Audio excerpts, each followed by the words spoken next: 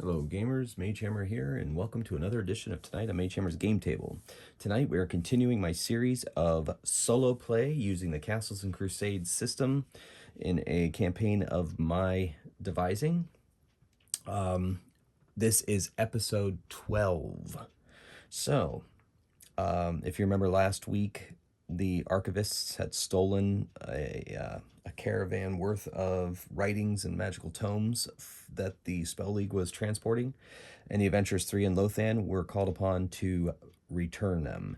And they did, defeating many Archivists in the process.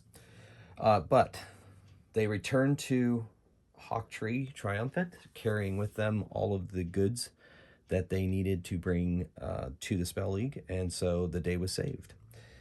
About 6 weeks has passed, and the Adventurers 3 are approached by a local priest who runs a parish in a large village east of Hawktree. She says her name is Bess Redshield, and she says, "Hello, I have heard great things about the Adventurers 3. Well, I am in need of your services. You see, I am the priestess of a church of Mothus in a large farming village to the east of here. But recently, the dead that are interred in the crypts below my church have begun to walk. Day, night, doesn't matter. And I believe that my crypt has been cursed. My parish, my followers, and the people of the village obviously are quite disturbed by the fact that they see their grandmother walking down the street, though she's been dead for 2-3 years. So you can imagine the distress that this brings upon my people, my flock. I would like to ask you to go into the crypts to discover the source of what's causing this curse or causing the dead to walk. I would do it myself, but I am fresh to this parish, and I don't have quite the ability or the strength, or, to be honest, the bravery to go into the crypt and investigate this myself. That's why I need great heroes like you to do it as well, to do it. I cannot offer you much except for I will tend to your healing when you emerge from my crypt. But what say you?" So they ask her a few questions, and she really has not much information more than that. And then the Adventurers 3 agree to do it, because they are heroes after all. And they go to recruit Lothan. And Tobimus says, "It's time you help us for a change." And then Lothan, he nods. He knows that these adventurers, he's actually become quite fond of them, and they are friends, and they have also helped the Spell League immensely. So he agrees, but of course, only if I can claim any scrolls of magical tomes in the name of the Spell League. Well, of course. Let's go. So they follow Bess to her village. She shows them the entrance to their crypt, and puts a blessing upon them from Mothus that they remain safe as they descend into the darkness of the crypts. And so it begins. They enter in. They see double door, and a locked door straight ahead. They've seen this configuration before. Tobimus says, "Let's go for the lock." So he walks up to the lock. He goes to do it. It's an easy lock. I'm going to go to challenge level 1. Obviously, dexterity is a primary for Tobimus, so it starts at 12. Let's go 13. Oh, good news. Ash and Tobimus are now 4th level. That's right, ladies and gentlemen. They are 4th level. We have 4th level characters on the stream right now on this video. And then Staressa and Lothan are still several thousand away from their 4th levels, but their average level at this point is 3.5. I'm keeping the levels 1 through 3 random tables until all of them go to 4th level. Then they'll be graduating 4th level. Anyway, so Tobimus gets to add his level of 4 to this, plus his dexterity modifier 4, and that makes it 8 to this roll. And he needs a 13 or higher result, and he rolls a 17. So he easily defeats this lock. He listens at the door. Not as good. Nothing going on. So he opens the door, and he sees revealed beyond that door a hallway. T-junction. They need a light at this point. So Lothan, no. Ash is going to light a torch. We're going to save their spell slots. So they go to the, let's see if there's something in this hallway. Nothing. Okay, so there isn't. So they go to T-junction, they look left, they look right. Revealed in the light is a long hallway. And they look, that's to the left, sorry, and they look to the right, and they see a door. So they decide to go to the door.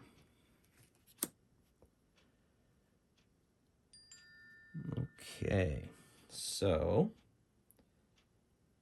Tobimus walks up to the door and listens. He doesn't hear anything, but Lothan does, shuffling down the hall. Oh, wait, hold on. Let's roll to see if there's anything shuffling down the hall. Let's roll a d6, add the character's level, 3.5. So we got 3. So 4. No, I'm sorry. He thought he heard something. His mind is playing tricks on him.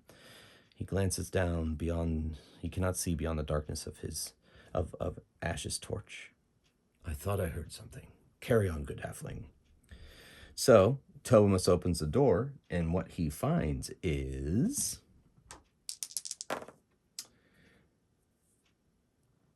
a room filled with skeletons who are wandering about in their tattered clothes as they were in life.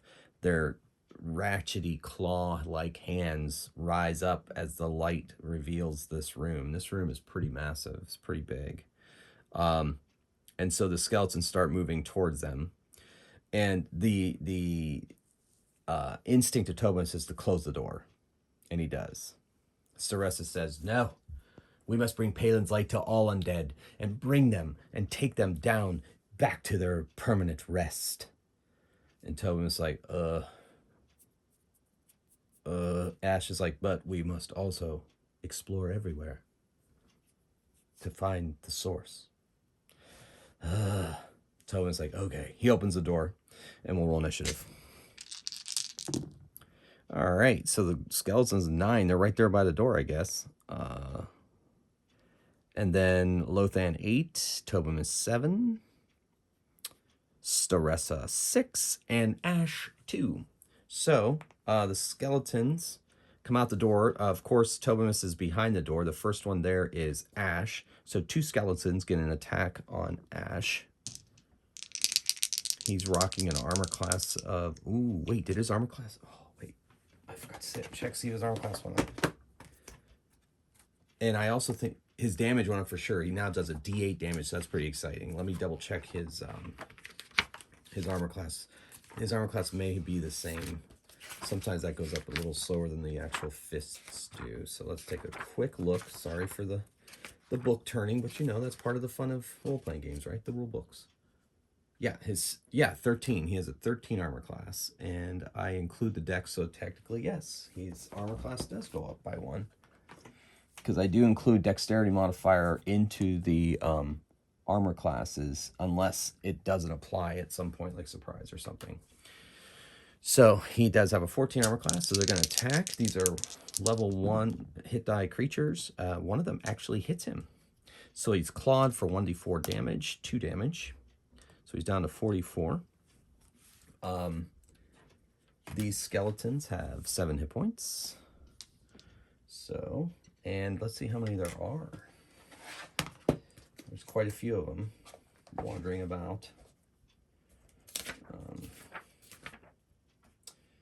Oh, they have a D12 hit die. What I say, 7 hit points? Let's just give them 7 hit points. There are, it says 1 to 10, but because of the nature of the adventure, I'm going to give that 1d10 plus 4. So 8, 12. There's 12 skeletons in this room, all at hit point 7. All right, so let me write those down real quick to track. 1, 2, 3, 4, 5, 6, 7, 8, 9, 10, 11, 12. Great. All right, so the skeletons are just using claws and not weapons, so it's 1d4 damage. Took the damage. Okay, moving on. So there was 2 attacks on him.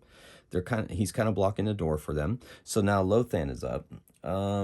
Lothan doesn't want to use any spells on these creatures. He doesn't really have. So he's going to turn around and keep a watch down the hall because he still thinks that he had heard something earlier. And if things get a little out of control with the rest of the party in this fight, he will intervene. But for now, he's just going to look down the hall. Tobimus. Tobimus has a crossbow usually loaded, and he has a short sword. He's going to fire off the crossbow. He knows it doesn't do as much damage against these skeletons, but he doesn't care. He hits one. He does a d6 with that. And it's 2 damage to one of them. And that's half damage because it's not a blunt weapon, down to 6. Somebody in the comments of one of my videos said that they like the idea of allowing rogues and clerics and wizards and so forth, or, you know, wizards and rogues and whoever to use crossbows. And he suggested yet like a blunt crossbow that does like, you know, full damage to skeletons. I thought that was a great idea, so go for it. But right now, Tobimus is stuck with a traditional crossbow, and that's what he's looking at.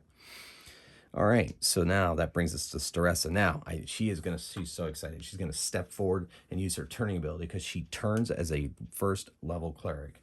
So, I mean, she gets to add her level of 1, because it's like she's a first level cleric, even though she is a 3rd level paladin, to the turn check. It's a wisdom shot. Wisdom is not a primary for her. So, her first attempt is 18.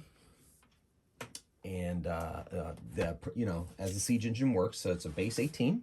Challenge level to hit the undead, which in this case is 1.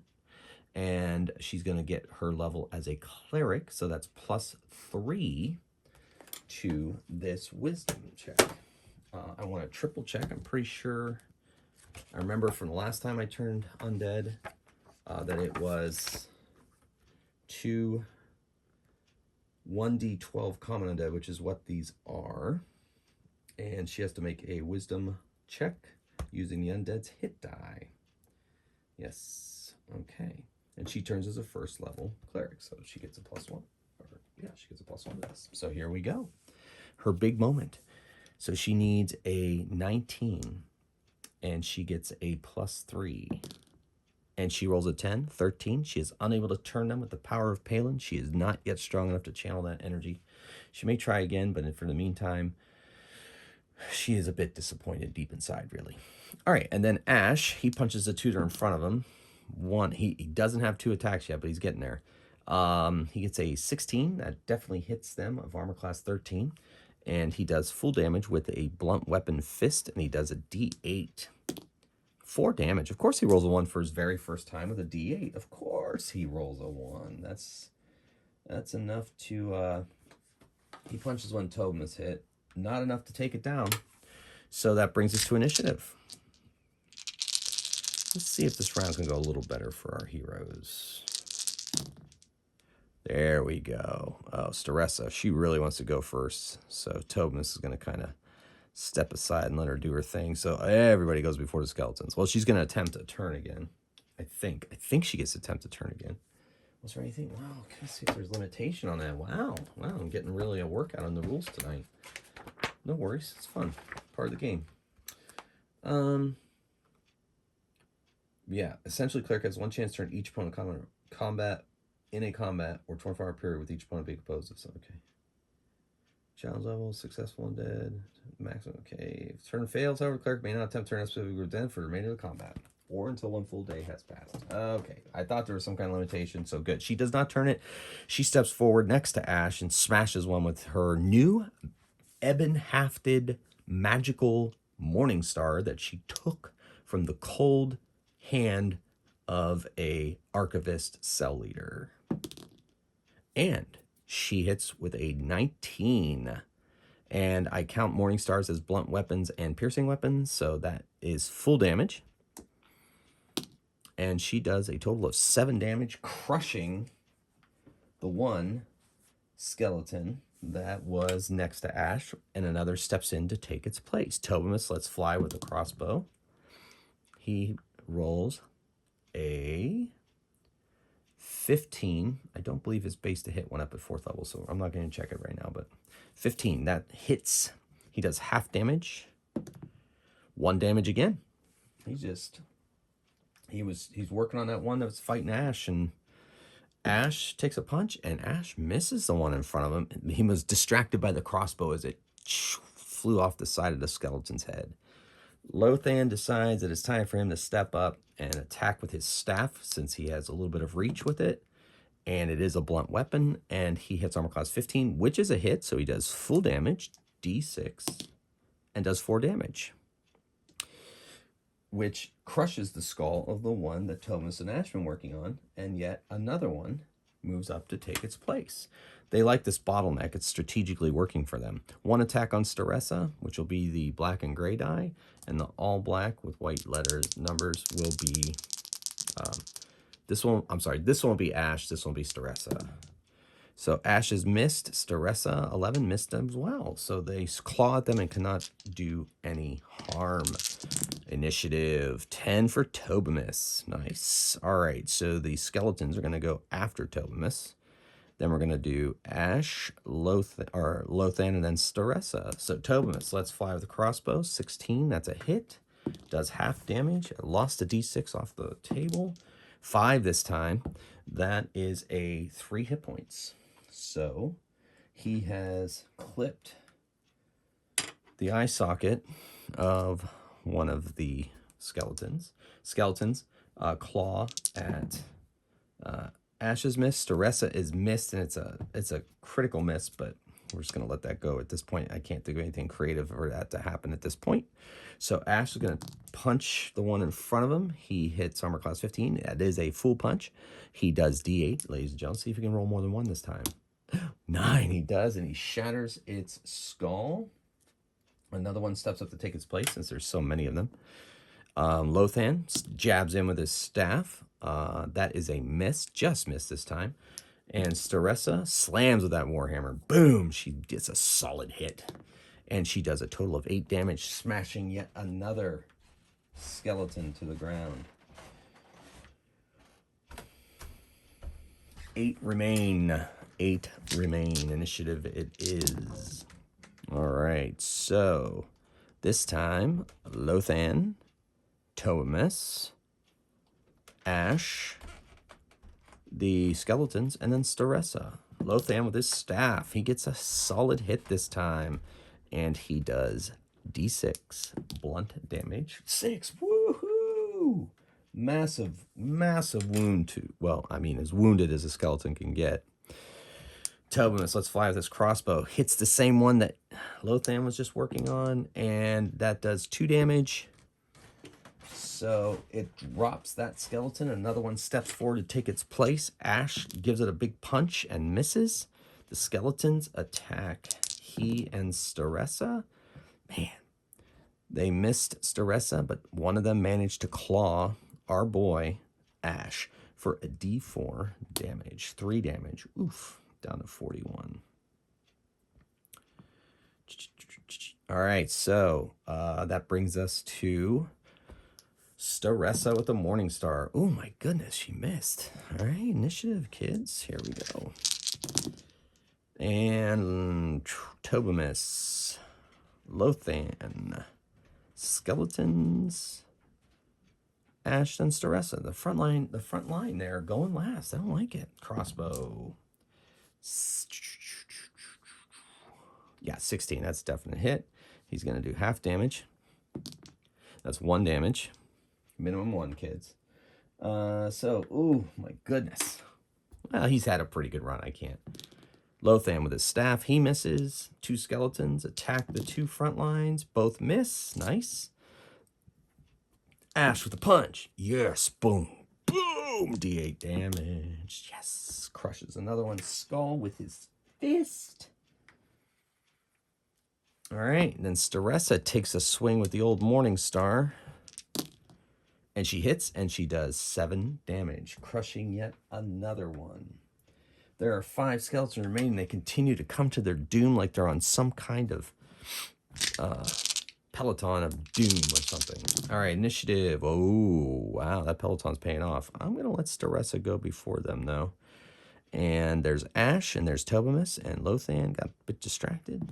Morningstar of Doom hits. And she crushes yet another skeleton to the ground. Skeleton attack her and Ash. Both miss. Not real good rolls there. Ash with the punch. He misses. Tobamus with the crossbow. That's a hit. Half damage, and that's a 2 damage. He starts to plink away at another one as they continue to step forward, and then nope. All right. Initiative. The battle rages on. The undead skeletons floating about the place. Well, not really floating. You know what I meant. It's metaphorical. Oh, they get to attack first. And they both miss. Wow. It's not great. All right. Then Ash. Hi-ya! Dragon punch to the face. Oh, yeah, that worked. And he does 5 damage. That is enough to take out the one that Telvum is weakened for him. So another one steps forward. There's 3 remaining. Lothan jabs in with his staff and misses. Tobamus lets loose with this crossbow bolt, misses. And Staressa with that ebon-hafted Morningstar. Boom! Ooh, not so great that time. 4 damage, wounding the one in front of her. Quote-unquote wounding. Weakening. Let's use the word weakening. Let's go to initiative. All right. So, man, those skeletons, they're continuing the push here. That's for sure. Determined to get in a hit, and they don't. Woo! They are not rolling well tonight. Staressa with a miss. Lothan with his staff. He's got a miss. Crossbow from Tobamus, miss. And, oh my gosh, a full miss. He just missed by 1. It's like, wow. I don't think I've ever seen a round where everybody missed. That was crazy. Maybe they're starting to get fatigued. So, Toby, what's going on there, brother? All right, Staressa swings with her Morningstar. Boom, connects. Boom, crushes another one. Ash punches. Oh my gosh, 1 miss. I'm going to say he gets his fist stuck in its rib cage, and we're going to go from there. I'm going to put a little marker next to him to remind me about his hand stuck in the rib cage. All right, there are 2 skeletons remaining. 13.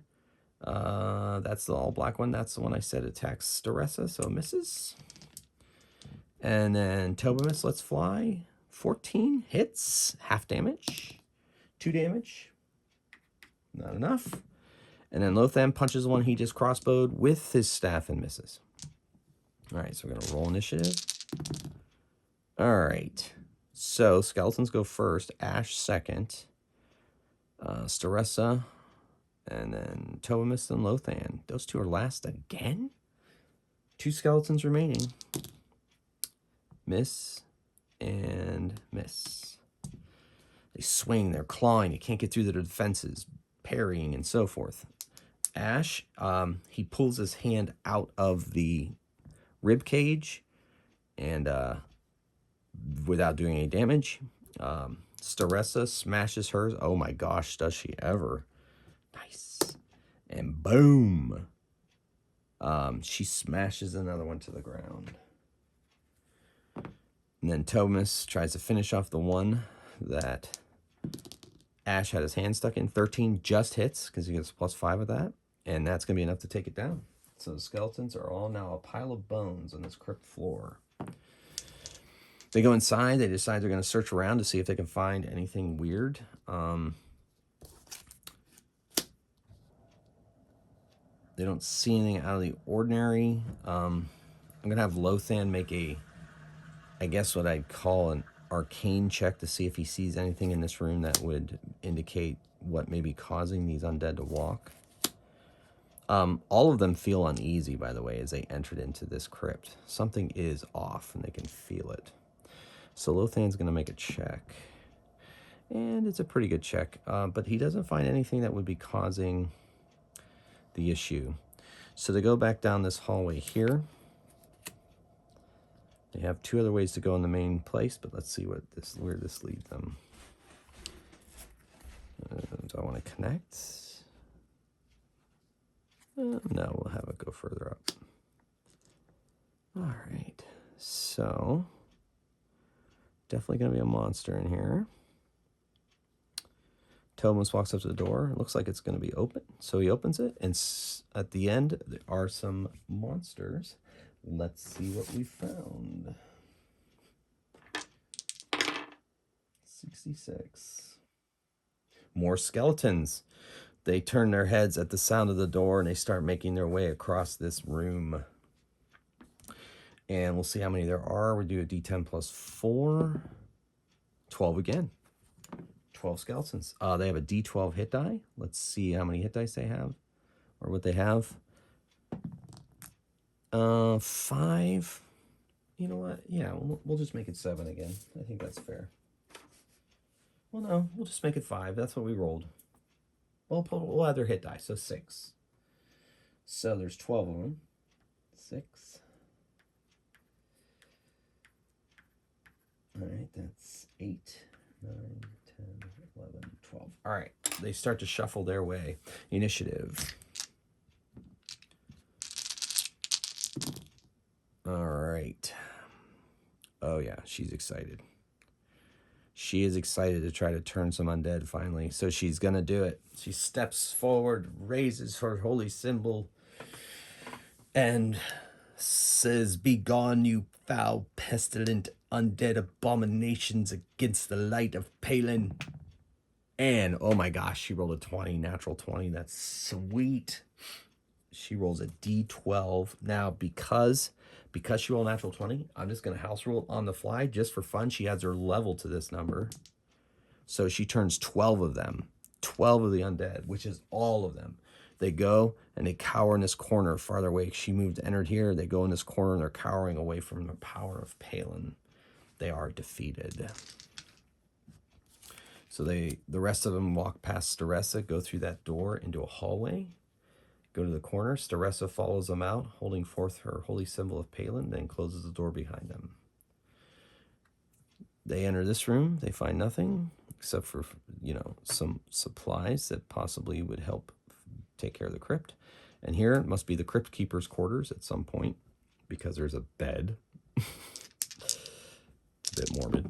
All right, and in the armoire, they find, we'll say, 20 gold pieces.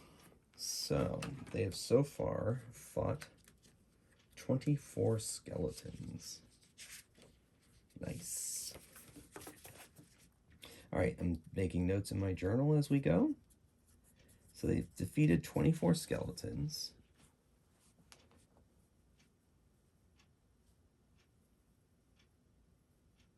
All right. All right.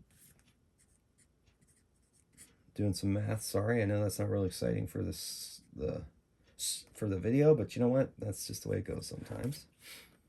Okay. All right. Okay, so I'm writing down the experience points that they're getting from the skeletons. And almost there. Yes. All right, so that's good. All right, so I got the math done. And then they picked up that many, what did I say? We'll just see what it says here. 11, 12, 120 gold pieces. And they got 120 gold pieces from the armoire. Sweet. All right.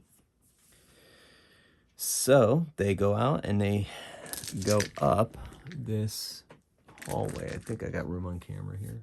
Yep. So, ooh, and it turns to the right. Okay, let's see if there's a trap. D4 plus character's level. 6. So there is a trap. It says hidden pit trap, but I have a random trap generator from my newest expansion to Axebane's deck of many dungeons. So I think I'm going to use it for funsies. So we roll a D12 and we see what kind of trap it really is. Where's my D12? There we go. 9. Boulder. Ooh, there's a boulder in this crypt to help keep people out. Now, it's a 10-foot wide corridor. We'll have the boulder fall down on 5 feet.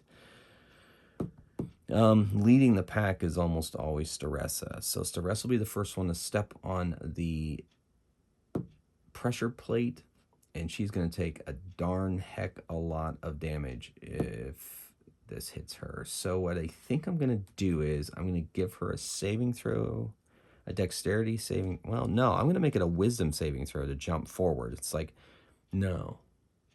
Intelligence. No, wisdom. Yeah, like perceive. Can she perceive the danger? So it's 18. The pressure plate, it says it's, wow. Okay, so it's going to be very difficult for her to detect. So I'm going to make that 23. She needs a 23. She gets at her level, and her wisdom bonus, she gets a +5, but she needs to get a 23. And she does not. She gets a 2. So as she's walking down the hall, you know, a pressure plate underneath, or disguised as part of the stone, goes down. Her foot steps down upon it, and the boulder hits her and does 3d10 points of damage. That's a lot. 5, 8 damage. She takes 8 damage. She is bleeding. So it brings her up to 23 hit points.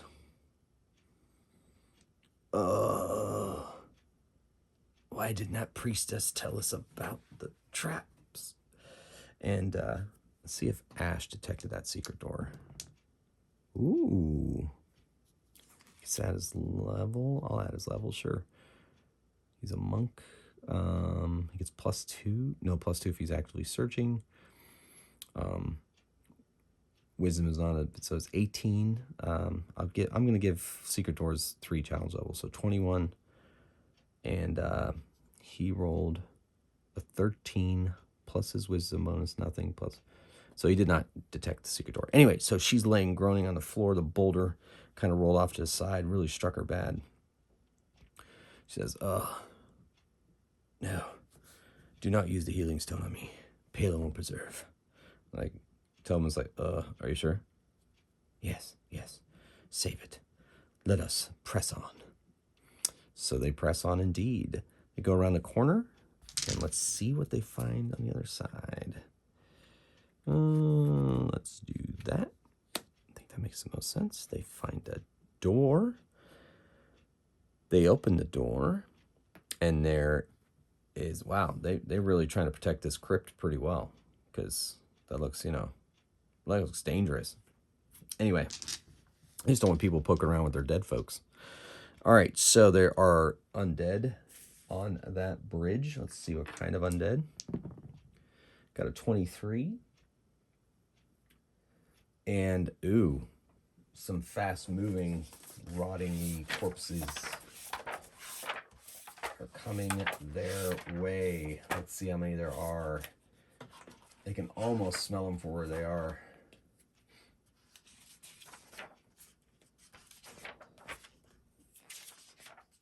All right, so let's roll that up. I'm going to give this a +1. 7 ghouls. Oof, this could get ugly. And the ghouls start to lope their way. They are 2 hit die creature and 2d8 hit points. Oh my gosh, 15 hit points each. Holy smokes. How many did I say there were? What did I roll? Oh my gosh, did I forget already? Oh, numbers, kids. They just don't stick in my head. Hold on, let me think for a minute. I was going to add +1 to it. It's 7. 7 and 15 hit points.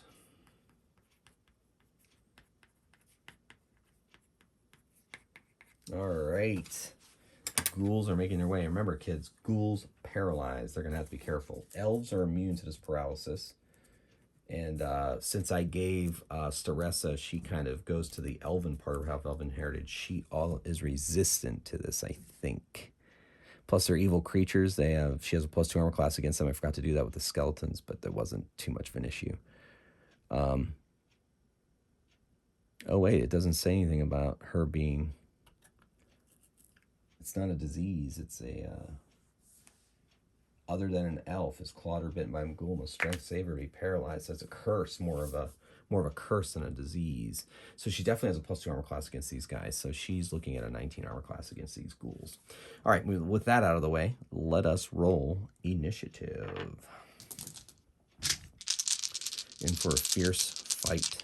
So the creatures are over on the bridge, as you can see from this card. Our heroes, well, Tobimus is standing in the doorway because he opened the door. We'll go from there. Oh, no, I'm not going to roll both of these. Well, I do roll the gray and black, so yes, that is their initiative. So that's pretty high, but Tobimus, speaking of which, Lothan, the ghouls, Staressa, and Ash. That's kind of unfortunate that the ghouls go first. Tobimus says, "Aw, heck no." He's going to fire off his crossbow, and then he's going to step back. 18. He hits one. He does a d6 damage with that crossbow. And he does 2 damage to an approaching ghoul. And then he in my game, he gets to move up to his movement, and he moves away from the door, back against the wall, and loads his crossbow, as usual. All right, so Lothan. He is in the back of the party. He doesn't really have any spells that are really going to be good against these things except Magic Missile. Oh, he does have Burning Hands. But they are, let's see how far away they are. They technically haven't moved. They've turned, and they look like they're about to head their direction, you know, for using the weird combat. 5, 10, 15, 20, 25. 25 feet away. You know, let's check Burning Hands. Let's see how far away that thing is. See if they're within range of his Burning Hands. Even if he moves in half his level and makes a concentration check, he might be able to, I don't know, it's kind of risky, but it might end up coming in handy. All right, so Burning Hands, range 5 feet. No, he'll never make it. He can only move half his movement anyway. Yeah, no, that's not going to work. I don't think he has anything else. Acid Arrow, that really only harms one of them. Ooh, he could cast Web. Ooh. Web. To kind of keep them at bay. I think he's going to save that spell, though, in case they get in trouble. He's going to try to let Staressa try to turn them. All right, so Web. 20 by 20 by 10 foot thick mass of strong, sticky strands. And the webs must be anchored to 2 or more solid diametrically opposed. 20 feet by 20 feet. Yeah, there's no real good place. I could do it crosswise that way if he needs to, or put it across the hall if they get in trouble. All right, so he's just going to kind of, he doesn't want to use a spell slot for this. But he does have his Wand of Magic Missiles, which is down to 7 charges. Yes, so he's going to do that. He points it at the approaching creatures, speaks the command word, and fires off 3 magic missiles. That is 11 damage to one of them.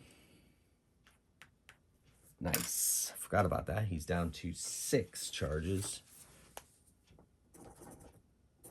6 charges on his magic missile. Wand of Magic Missiles. Beautiful. Awesome. That works great. All right, then the ghouls. They have a pretty good movement, 30 feet, like most humanoids. 5, 10, 15, 20, 25, 30. So 2 of them, well, Tobimus stood out of the way. It's usually Staressa after that. So Staressa and Ash. In this case, though, this is a single door. So it's just Staressa standing there. And 2 of the ghouls are able to get at her. And they both miss. Okay. So now she's going to use the power of Palin to turn these foul creatures. And they are common undead. So that works. They have 2 hit dice, though. So they're a little harder to turn. So she needs a 20. To turn them, and she gets +5 on this. +3 on this roll. And she doesn't do it. She's unable to turn these ghouls. They just hiss at her, and there's no way they're going to do that. Ash. Ash is going to push past Staressa, and he wants to get into the room. So he's going to do some really monk cool stuff. So what he's going to do is he's going to run up the side of the wall jump over the heads of the ghouls and roll to a stop in a superhero Black Widow pose. Now, to do that, if he fails on a roll of 1, he's going to go into that pit. But he has slow fall, so that shouldn't be too bad. But if he rolls a natural 1, he's going in that pit. If he fails, I'm going to have him make a check to see if he loses his balance and goes into there. No, if he fails, I don't know. We'll see how bad he fails, and I'll go from there. Does he make it over their heads? Does he make it in the room? So he's going to run up the side of the wall, jump so that he dives head first over the heads of the ghouls and rolls onto the floor. So let's see what happens. 12, this is a really tough maneuver. So I'm going to see he needs a 20, but he gets that +5 to this. And he fails. And he fails poorly. So he goes to run up the wall, and he just basically runs up the wall, flips off the wall, and lands next to Staressa and does nothing. All right, so yeah, I think that was everybody. So let's roll initiative. All right, so Staressa is there, and she's going to step up into the door and swing her Morning Star. Then the ghouls are going to attack her, then Tobimus, then Lothan. So she swings at a ghoul, and she rolls a 17 plus a 5, and she does 22. She hits 22, and she's going to do 11 damage, and that is going to... She aimed for the one that Lothan targeted with his wand of magic missiles, and she drops it to the ground. Okay, they both attack her. They need a 19 to hit. They get +2 to these rolls. One of them hits her. Uh-oh, one of them hits her. This could be bad. This could be bad. All right. So let's do the damage first with its claws. They get 3 attacks each. All right, for now, we'll just say they haven't been able to maneuver in there to get those attacks in. So next round, they'll be taking 3 attacks each. Claw, bite. Oh, my goodness. This is getting worse than I thought. Anyway, they did hit her, and that damage with a claw is a D3. So it's 2 damage with a claw. She's down to 21. And she has to make a Constitution save or be paralyzed. Strength save or be paralyzed. Well, that's good. She has strength as a primary. So 12, 14 because they're 2 hit dice creatures. So she gets a +5 to this. And since they're evil creatures, she gets a +7. And she passes easily and is not paralyzed at all. All right, but she is wounded. Way to go, Staressa. The power of Palin preserves. Tobimus, let's fly with a crossbow bolt. Crits. First crit of the night, I believe. So he does automatic 6 damage plus an additional D4 damage. Oh, yes, 4. So he does 10 damage to... Pretty sure, yeah. Oh, he gets a... Yeah. So 6, 10. So 10 damage on one of them. Nice. And that's on the one that's right up front, so it's pretty wounded. And another one has stepped up to take its place. He reloads, ready to go. All right. Lothan, he lets loose with the magic missile wand again. This time he's going to target one that's towards the back and not the one up. The one that's just stepped up. That's what he's... Oh, my gosh. 7 total. That's right. 7 total, kids. That's horrible. I mean, he does take it almost to 50%, but still. Takes a bunch of magic missiles to the face. Boom, boom, boom, boom. All right. And then Ash. Oh, my goodness. All right, so now what Ash is going to do is he's going to do a slide move, try to nutmeg Staressa, slide right between her fighting stance and hit one of the ghouls and try to knock it off into the pit. So I'm going to make this... First of all, I'm going to have him make the dexterity check to make the maneuver without hitting her. If he fails horribly, he might end up knocking Staressa down. So let's see what happens. This is a tough maneuver, so I'm going to say he needs a 16, and he gets +5 to this. Okay, 17, he does it. So he slides right between the legs just in time. He times it just right. Now I'm going to make an attack to hit the ghoul. And he hits the ghoul. Beautiful, beautiful, beautiful. All right, so I'm going to have him do his D8 damage with his kick, his sliding kick, plus 3. So that's 10 damage. So he does 10 damage to the ghoul. And that basically kills it and sends it flying backwards into the pit. And then he is going to try to stand up. I'm going to make that increasingly more difficult. So it's 12, but the base is 16 total, and he gets a +5 to this. And he rolls a natural 1, so he fails.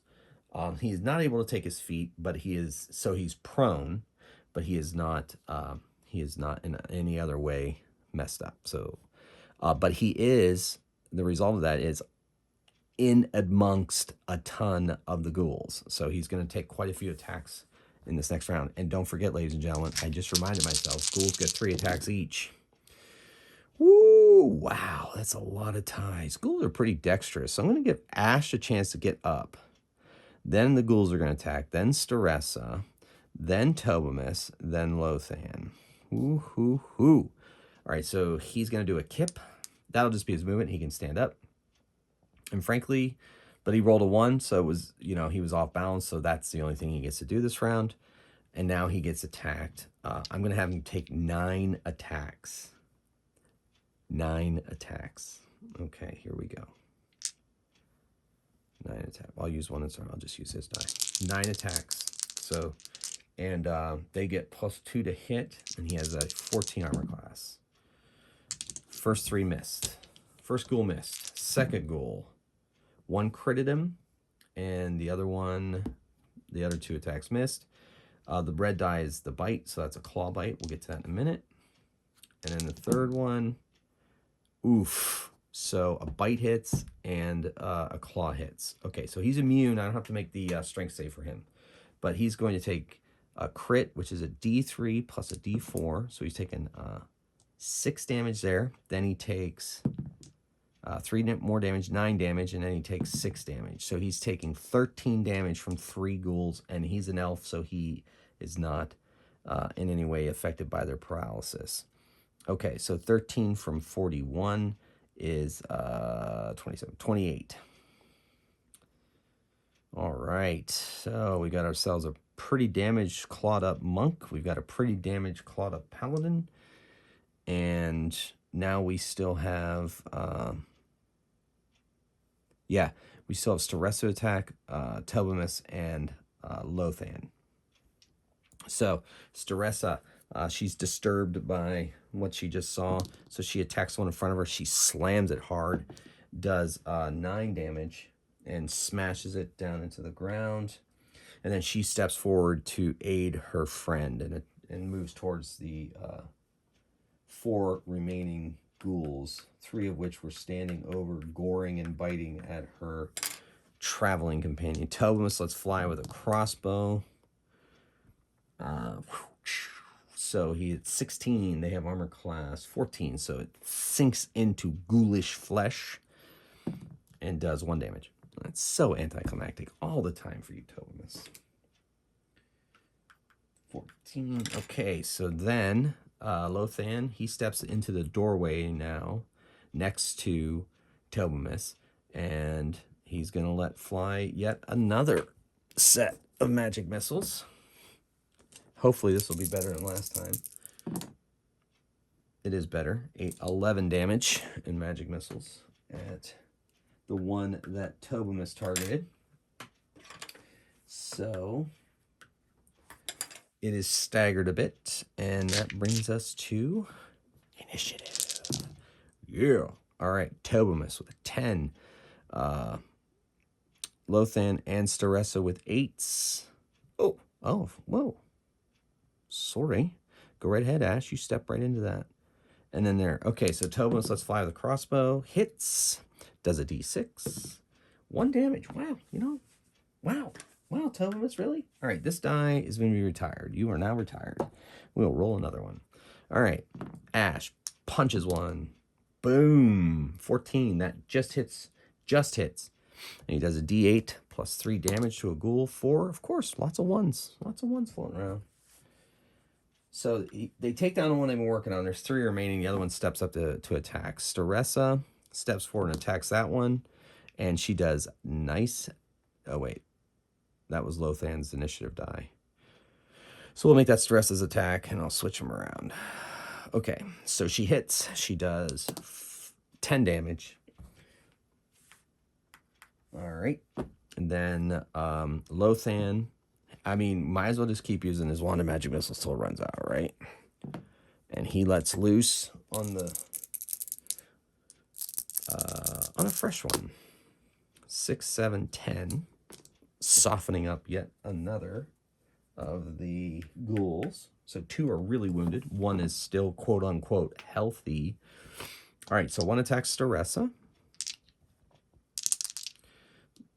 The white die is the bite. Ooh, man, Staressa's hit. No, wait. Ooh, they need a 19. So the bite misses. A claw misses, but 1 claw hits. Does a D3. She takes 2 damage. Now let's see if she is paralyzed. So she gets a +7, as we established before. Her level 3 plus her strength bonus 2. That makes it 5 plus 2 because they're evil creatures. So 7. It's a 14 base because of the siege engine, and so she has to make. All right, she makes it barely 16. That was close. She is not paralyzed. Now, also 3 attacks on Ash, and 1 of them hits him. And actually, the bite hits him too. So he takes a D6 and a D3. So he takes 3 from the bite, and he takes 2 from the. Wait, this is a claw. 3 from the claw, 4 from the bite. So 7 damage total. He's down to 21 blackjack. All right, and the other one is going to randomly determine. It's going to either attack Staressa. 1, 2, 3 Staressa. 4, 5, 6 Ash. Goes after Staressa. And whoa, just hits with a claw. Does a D3 damage. That's 3 damage. Oof. And she has to make that save again. She gets +7 to this, and she makes it with ease. And it's initiative. Oh my goodness. Well, they go last. That's good. But so does Lothan. Staressa's first, then Tobamus, then Ash, then Lothan. So Staressa swings at one in front of her and hits it with a 19. So that's a total of 24 to hit. She hits that stinker.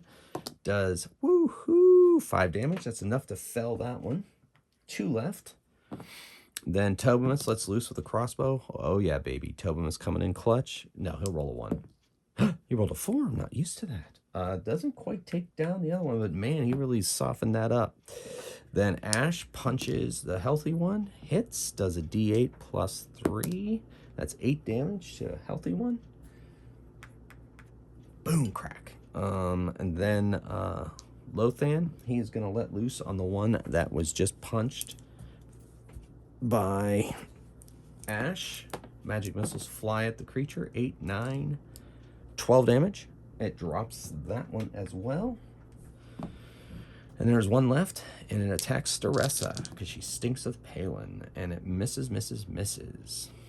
Okay, initiative. It does not run. Something fishy going on in this place. All right, Tobin is going to let loose with this crossbow and hopefully end this. He does. Boom. Crossbow takes the ghoul straight in the head, down. I've been using a rule that I think I adopted from 5th edition that Tobamus should retrieve half of his crossbows that he fires off.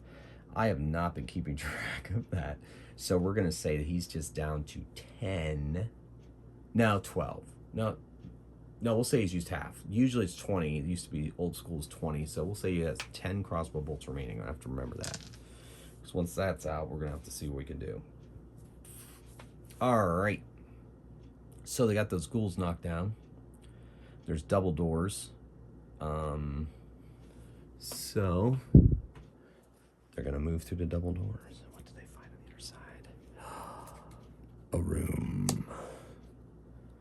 And they have a bad feeling about this room. A bad, bad feeling. And in this room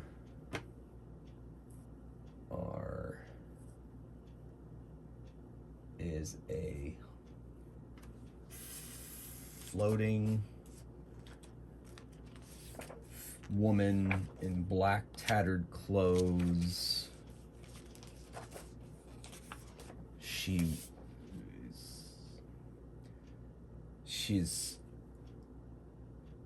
floating above the floor, no feet touching the ground. In fact, they can't even see her feet. And she gives a kind of a hiss as they enter into the room. And she says, yeah, she just hisses.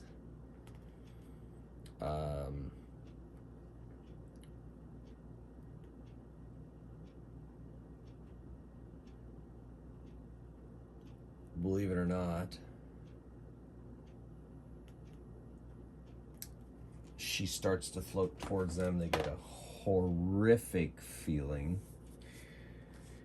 She's a 4 hit die creature. It doesn't say what kind of undead she is. I'm going to say that she is uncommon undead. She's not common undead. We'll see what her hit. Maybe that's determined by hit dice. 1d6 extraordinary undead, 1 unique undead. So she's extraordinary undead. So she can be turned, and she has 4 hit dice. So we'll see what happens. But she's starting towards them.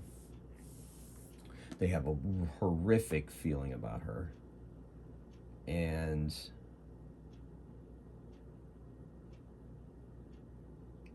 they don't like this. And Staressa recognizes that it's an incorporeal undead, and she says, "Only magic shall be able to slay this creature." And we roll initiative. And Tobin's like, "Oh, great. I got magic." All right, so, ooh, my goodness gracious. I don't remember what he had, so he's going to get a 1. All right, so, because I bumped the die. So it is Staressa first. I think he had an 8. It's Staressa first, so she's going to try to turn this thing. She's going to try to funnel all... And they didn't heal. Oh, my goodness gracious. Well, guess what Tobin is going to be doing? Staressa tries to turn this creature. Okay, so there's 4 hit die, so it's a 6. She doesn't have wisdom as a prime, so it's a 22 base challenge level. She adds 3 to this. What did I say it was?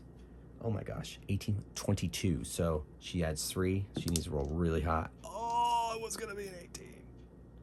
She is unable to turn this creature, but she had to try. All right, it floats forward. Oh my goodness. Oh my goodness. That's in that order.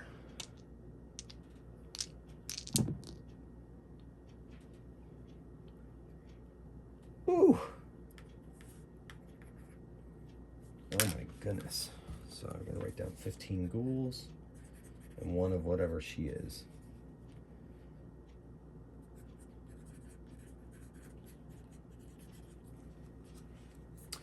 They also notice that floating behind her is a black purplish shard, and it floats behind her. And upon noticing it, the heroes all get a horrible feeling inside of them of dread that there's something completely and totally unnatural about that stone. So, whew, it's getting dicey. Ha ha ha. Sorry. All right, so Staressa tried to turn. So she flies forward at 60 feet. She's like right up into their faces. She goes right after Staressa, because Staressa, you know. And so she's going to attack Staressa. She gets 2 claws, and she attacks with both, adding +4 to this. She is obviously an evil creature. So Staressa has a 19 armor class against this thing. So 17 and 15. She does not penetrate her defenses. Staressa uses the holy symbol on her shield to ward off this creature's attacks. But she does notice that one of her claws goes through the top of her shield. She knows that if that hand touches her, horrible things are going to happen. Lothan, he unleashes with an acid arrow, and he's got to roll to hit. And I'm going to have him add his dexterity and base to hit bonus. So 13 to, or he gets +3 to hit. And he hits with a 16. So she is hit with an acid arrow, and she hisses as the acid hisses through her body. It, like the acid hits her incorporeal body and kind of turns into like a splat of acid on her, so it'll continue to burn her incorporeal form. Wow, okay, good, that's a good spell. Good. So, she hisses in pain as the acid does some damage to her. And exactly how much damage is exactly what I'm looking up, ladies and gentlemen. All right, so...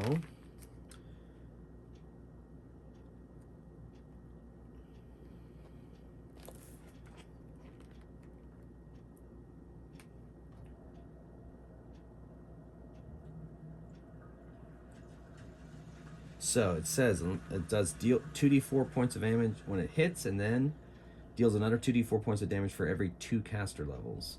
So it'll be a second round of damage. So it's gonna do, okay. So it does this much damage. It does 3 damage to her.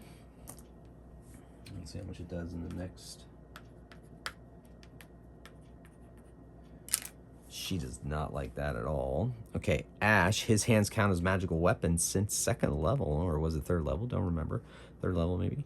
He is going to attack. I believe she's immune to stun attacks. And so he's going to walk up and punch it. He hits 21. He puts his fist right through her body, but yet the power of his will causes her damage as it flies through. And he does 5 damage. But he feels the stark coldness as his hand goes through there. So Tobimus runs up behind Staressa and touches her with the stone, healing stone, and heals 2 damage. Yeah, you gotta start somewhere. And then it's initiative. I think everybody has gone. All right, so looks like the... Oh, no, Staressa. Force of will is going to go before the creature. Holy moly. Oh, wait, yeah, the creature. Yeah, all right. So she...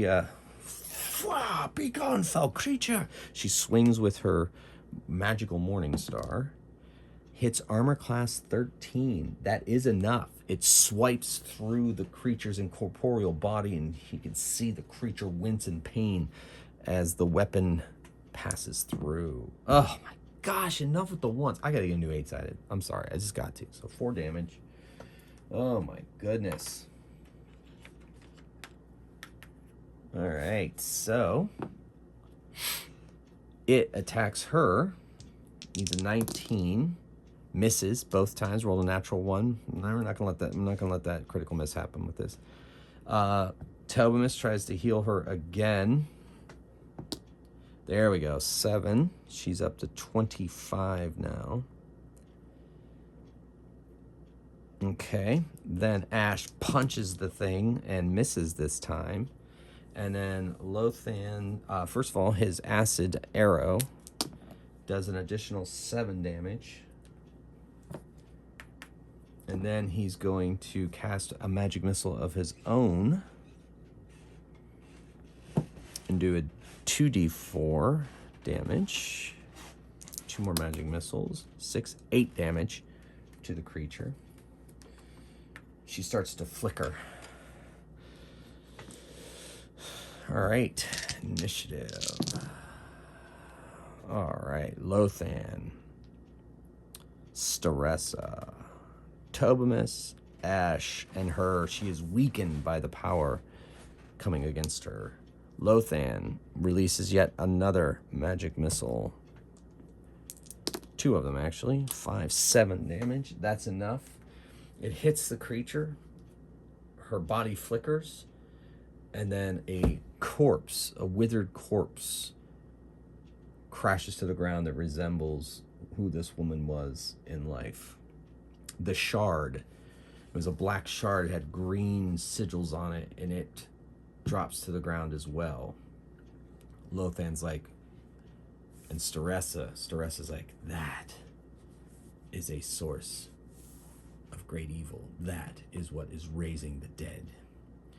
We must find somewhere to contain that.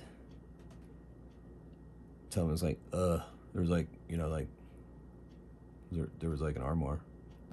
That's not gonna work. Let's wrap it in blankets off of that old bed. So Tobinus runs back, gets the blankets, runs back.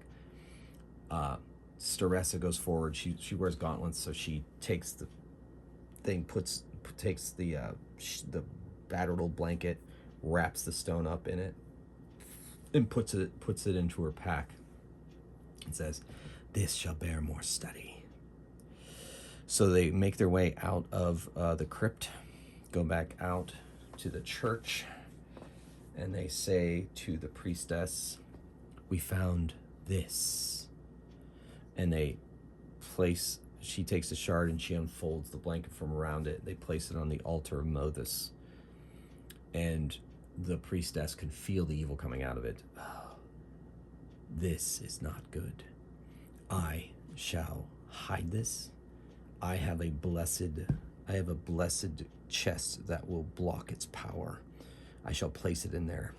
So the priestess, Bess, she puts the blanket over it, takes it over to a chest in the next room, opens the chest with a key, places it in, closes the chest, and locks it.